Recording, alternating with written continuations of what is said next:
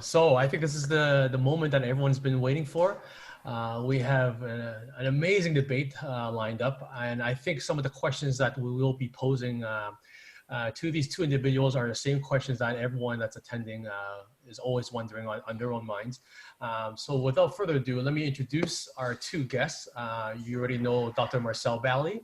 He is currently a professor at University of British Columbia, as well as the head of experimental therapeutics at BC Cancer Agency. So he will be in support of the argument, are nanomedicines still the next big thing? Okay, so he'll be our proponent. And going up against Marcel Bally is Dr. Kishor Wasan. He will be against the statement, are nanomedicines still the next big thing? And Dr. Wasan is currently an adjunct professor and distinguished university scholar at UBC. He's currently also the director of research at ICO Therapeutics and chief medical and scientific officer at Skymount Medical Group. So a little bit of ground rules. I know this discussion is gonna, get carried away.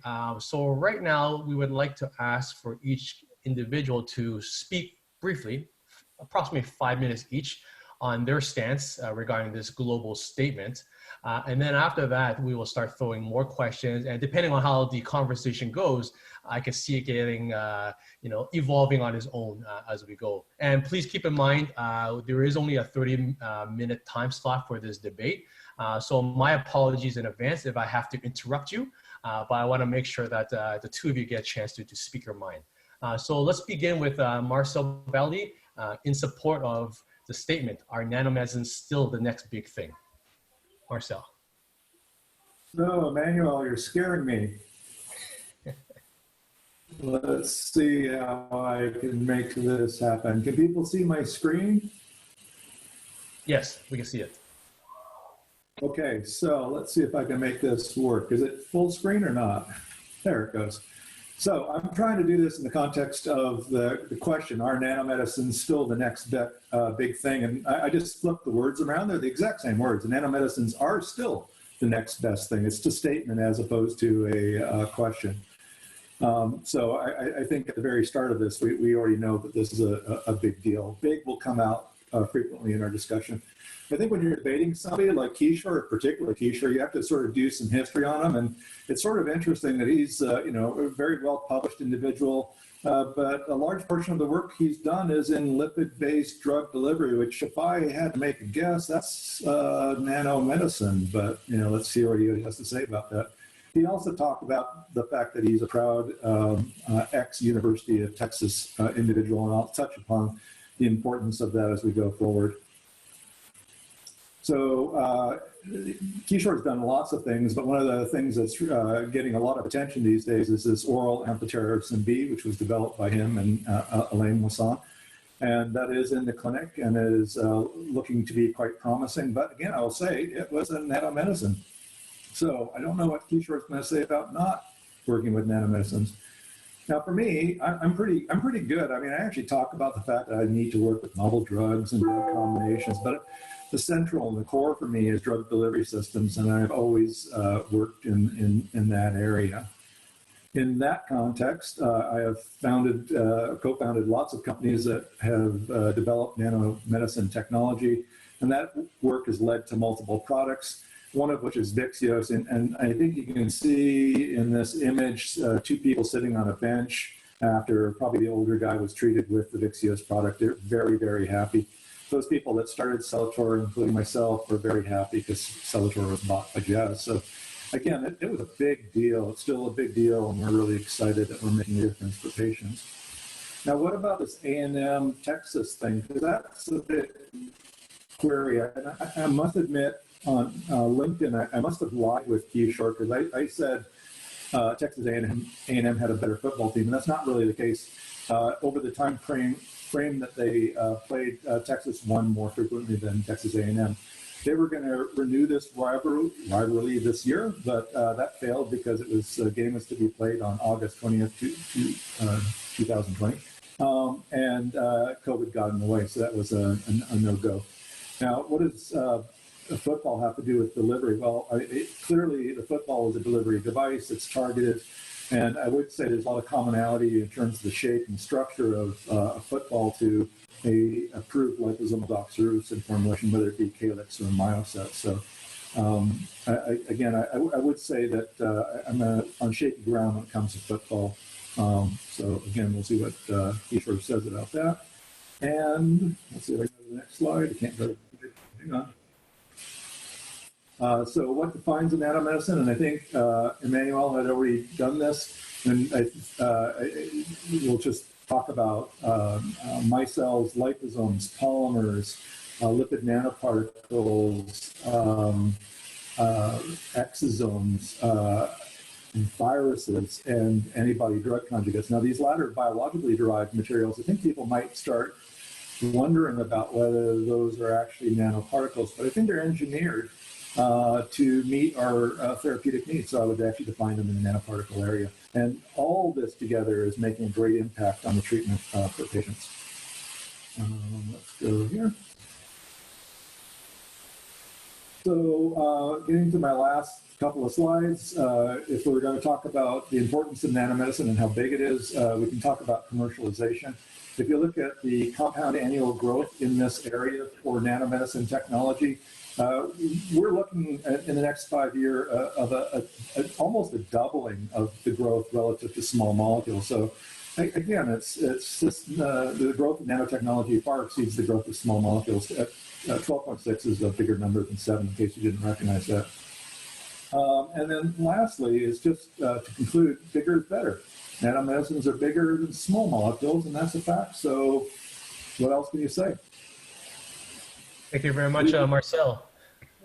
Kish, you have a rebuttal for Marcel. I know you work on nanomedicine, we all do, but to make this a fun debate, we needed to choose someone to represent the other side. So Kish. Well, Marcel, stop trolling me on social media.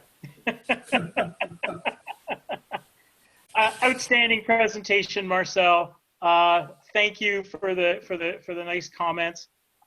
Do I get a chance to do my screen now? Can I share? Yes, go for it. Do you have access? I do. Okay. You see it? It's loading up. There you go. Okay. Let me, let's see if I can do it as a slideshow here. Okay, can people see that okay?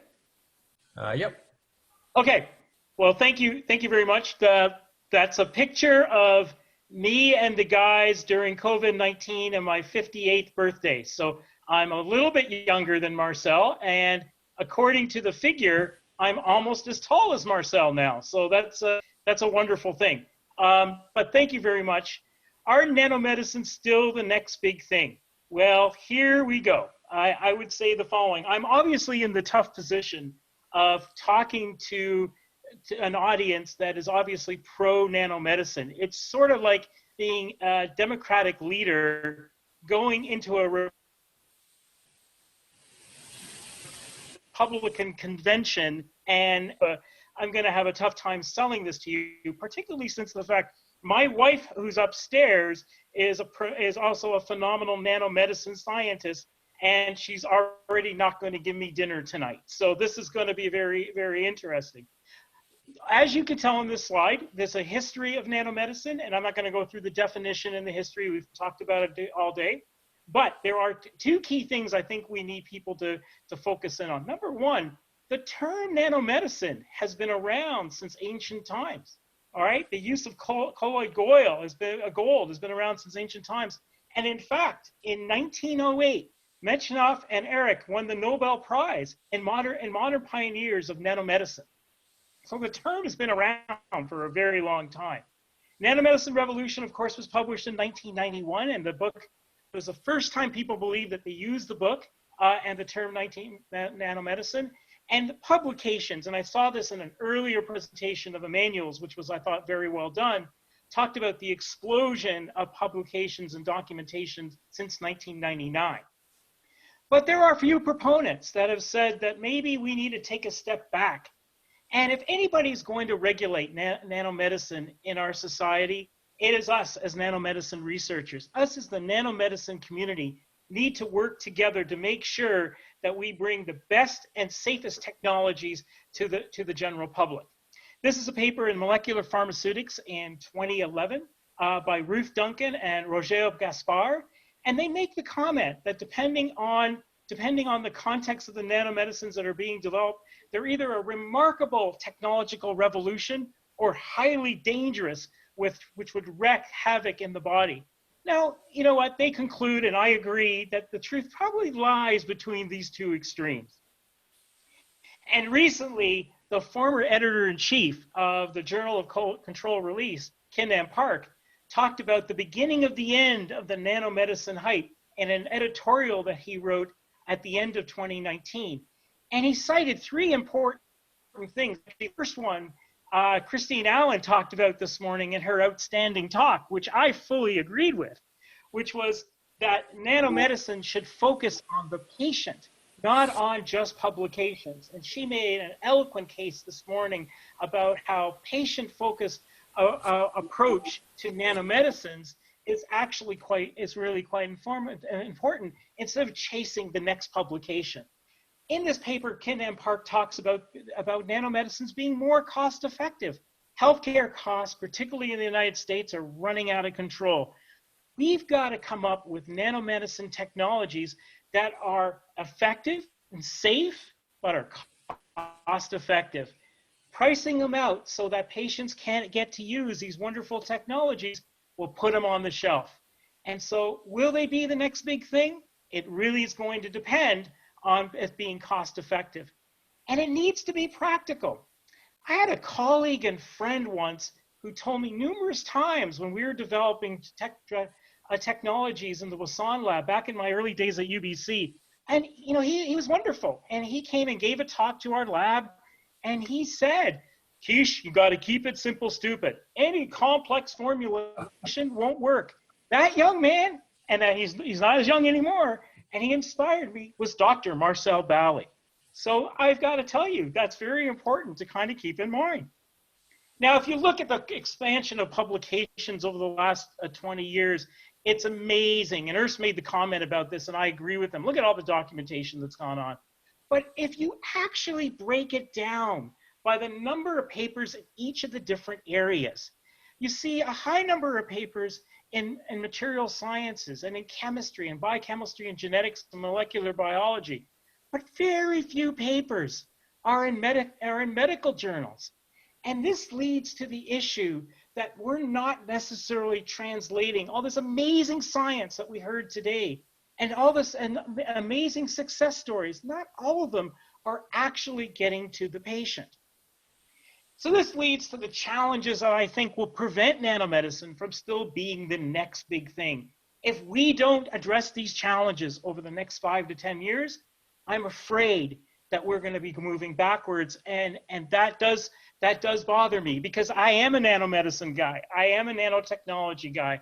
I'm drinking from the Kool-Aid, but these 5 issues need to be addressed. By the way, this has come from Gert Storm's outstanding paper in 2018, and I've got a list of the references at the end if you'd like to take a look. The first one is biological challenges. You know, up to now, people are driving things through formulation and formulation driven. You know, I went to so many AAPS meetings where I saw the pharmacokinetics and pharmacodynamics of liposomal bleh, and every drug under the sun was put under it. And I would walk by these posters and I would say, well, what was your rationale for putting this drug in this liposome? I mean, I love liposomes. I mean, I was trained by a liposomal scientist. I mean, you know, why? And they said, well, because we just felt like to. And they were not focused on a disease-driven approach. And so the first thing is that you need to make sure that the drug delivery systems, the nanotechnology, the diagnostic, that you are trying to address a limitation in the disease, or you're trying to overcome the standard of care. And to Marcel's point, and I was surprised that he actually didn't show the list of all the success stories of all the different products that have come out over the last number of years. But I'm going to do a shout out here. What made all those successful is that they did do a disease-driven approach. Unfortunately, I think that is really less seen than expected. And those are really exceptions to the rule. The second is large-scale manufacturing. Keep it simple, stupid. Having these great complex formulations, if you can't scale up and manufacture it, if you can't deliver it in such a way that you get it to patients, it's not going to go anywhere. And as I mentioned before, cost effectiveness. It's very hard to take something that's really theoretically fantastic and even scalable at the animal level, and then be able to do a GLP tox or a CMC and scale up and manufacture to the next level. And actually, Dr. Bally talks about that all the time in many of his presentations. Third is biocompatibility and safety. A detailed toxicology of the nanomedicine itself needs to be done. There has been a great research in biocompatible products and safety products, but many of the diseases that we are now facing are chronic diseases. So how biocompatible and safety will our products be if you leave them in the body for months or years at a time? You know, how we need to be able to do more detailed science in that area. Intellectual property. What defines constitutional novel IP? I think this is becoming more and more a challenge in the next 10 to 15 years. How do we continue to create new IP from that? And a comment that actually, Emmanuel, you made this morning in your presentation around government regulations.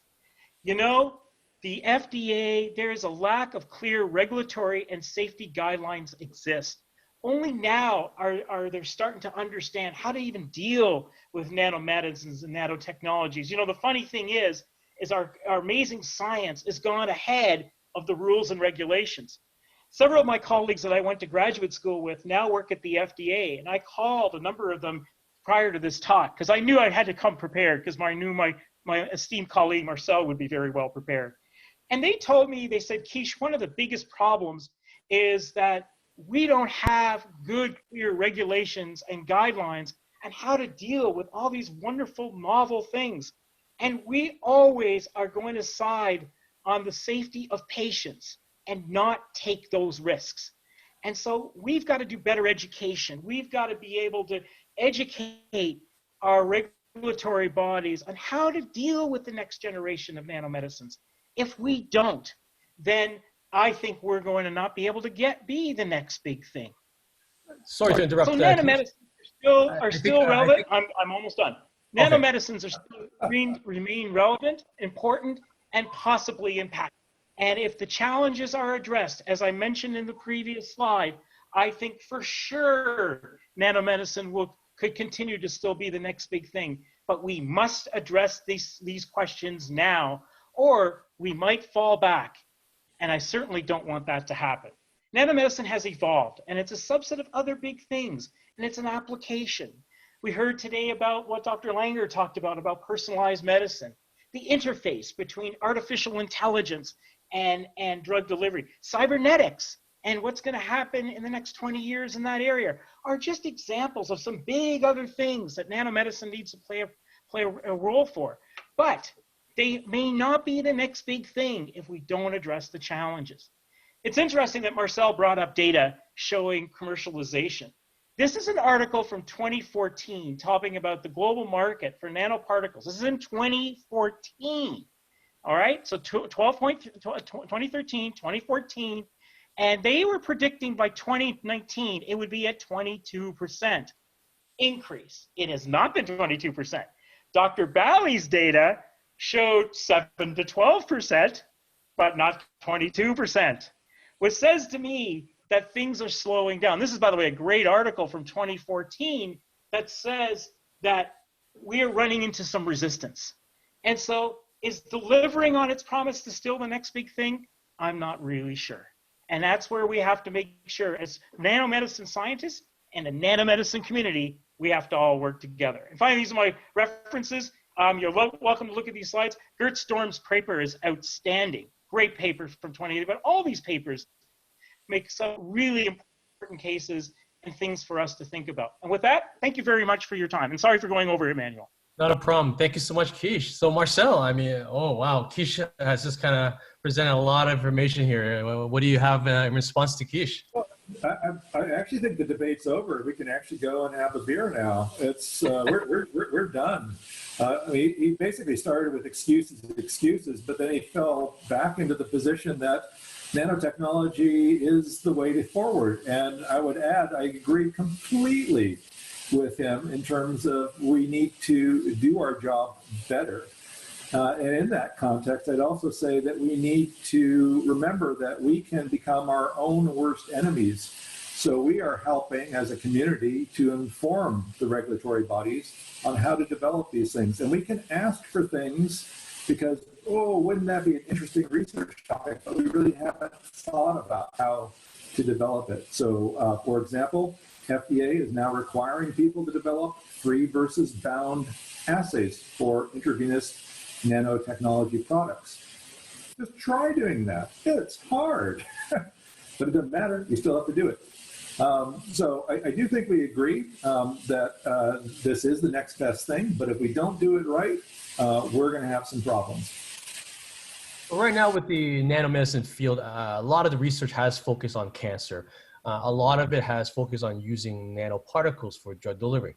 So do the two of you then see it improving, the nanomedicine field improving, if we focus on different disease states, or even applying nanomedicine more towards diagnostics or other applications? I mean, is what's holding us back right now? Yeah, actually, Emmanuel, if I can answer two things. Next, Marcel and I obviously like to agree to disagree, but we also do agree. I think words and language matter. The question that Urs posed us was, is it still the next big thing? All right. And my argument is that I'm not sure if it's going to still be the next big thing. It may not be if we don't address these challenges. That's my first point. And second point is, if you go back to the definition of nanomedicine, okay, Dr. Bally has been, and Marcel has been kind enough to focus on drug delivery systems, but it is far greater than that, okay? It is far greater than that. It's active monitors and pacemakers and drugs on a chip and medical flow sensors. And in fact, I'm a pharmacist. As a pharmacist, we've been using glucose monitors for the longest time. We've had pacemakers for the longest time. These are considered nanomedicine applications. One of the arguments in Kinan Park's article, which I think you should have, every graduate student should read, is that he felt that we still do not define nanomedicine properly, or we do not have a clear definition of nanomedicine, because we are all focused on the drug delivery system aspect of it when there's a whole technology out there. So the answer to your question, Emmanuel, is that it is all these novel technologies that I think make this a very enriched field. But it will not be the next big thing if we don't put our ducks in a row. Thank you, Kish. So there is an audience question which makes a lot of sense. Now, what about funding agencies' role in helping with nanomedicine? I mean, there was a phase where they really supported nanomedicine, put a lot of funding into it. Do you feel that it's slowing down now? Is the support in a way missing? How do you see science influencing politics and government and vice versa? Marcel, maybe you can comment on that. Well, I think I didn't mention it in the context of my talk, but I used a slide base, which was based off of the NCE that was recently funded for the Nanomedicine Innovation Network. So there is lots of government funding, and I think many people are associated with groups that are actually well funded in the nanotechnology area. And I would also comment that Emmanuel Ho and Kishor Wasan has received CITR support for the technology they're developing. So I actually think there's a great deal of support, but I have learned as being a member of a panel at the NewsRack for the last several years that we are a small community in Canada, and if we don't work together, we're going to have a problem. I have sad meetings where one nanotechnology person will criticize one nanotechnology person for the work that we're doing together. That's all it takes, one criticism. one thing to stop, and that program's done. So we're really at risk. And I'll go on a little bit here. So what the products I got, I'm going to say it was probably 3 years ago. It was regarding my claim that I was associated with the development of a liposomal doxorubicin formulation called Myoset. And the person said, well, Myoset isn't really doing anything in the clinic.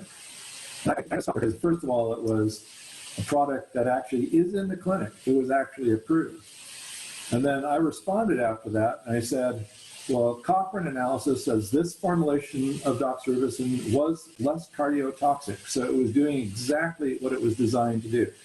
And the reviewer came back and said, who is this Cochrane? And if somebody's going to mention somebody like a Cochrane analysis, why are they not putting the references down?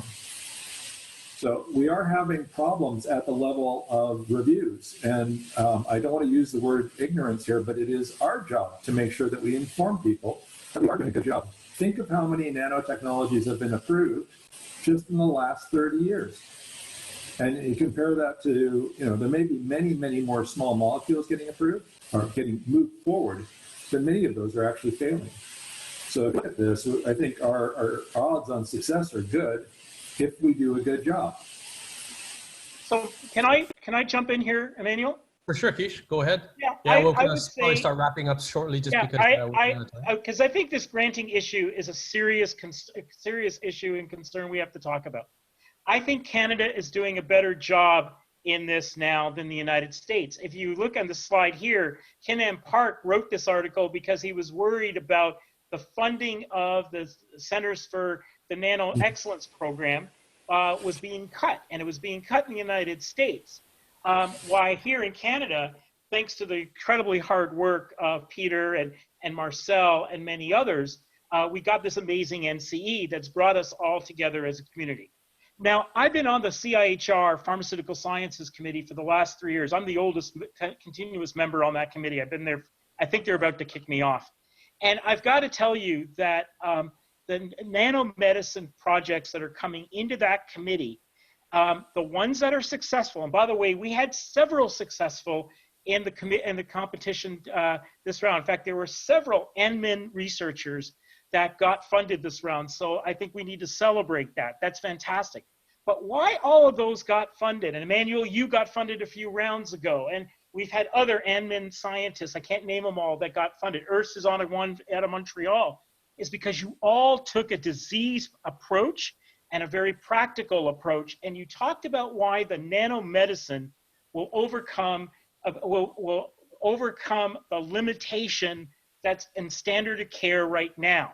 And it was a diseased approach. So it goes back to Christine Allen's comment this morning, and she is absolutely correct. The grants that have failed at CIHR are ones where the people could not understand or appreciate the rationale for why this nanomedicine or technology should be used for the disease case that they have. So that is the strategy we have to take. I think these principles, which either way, I'm not smart enough to come up with these principles. These 5 principles, I particularly, well, all of them, I think are very important to think about as we move forward as scientists. Because if we are going to continue to be the next big thing, all right, we have to address this. That's why I said the question was from still being the next big thing. I said words matter. So you might think Marcel and I are in agreement. We actually are in agreement. But I think what we're both saying is we have to be cautious moving forward. So that's where we are with granting agencies. We have to also advocate for each other, and we have to educate about the importance of the kind of work that we're doing. And we heard wonderful stories today about Langer's work. I'm very blown away by the vaccine work that's coming out of Vancouver for COVID-19. I'm now in a new company where we're doing COVID-19 therapeutic development. And I've been reading literature like crazy to catch up in my new job about COVID work. I know everything about every vaccine that's going on out there because that's going to be my competition in the new company I'm involved in. And I am impressed by what Madden and his team has done. But it's because of their approach, because they took the disease-driven approach. Okay, and the reason why a number of the liposomal products have made it to the market is because of that. But I've seen thousands that have failed because they haven't focused on that. So that's my long answer to the question. Thank you very much to both Marcel and Kish. We really wish there was more time for you to discuss this. I mean, this is definitely an open-ended question where we can just go on and on. But I think at the end, you both agree and disagree. But really, we're all in it together, especially in the field of nanomedicine. So I think it's really a team and a global effort for us to continue to push nanomedicines past its current boundaries and hopefully reach the end goals, which both Kish and Marcel agree in developing a disease-driven approach. So I will pass it back to Urs to kind of wrap up today's conference. Thank you so much, Marcel and Kish.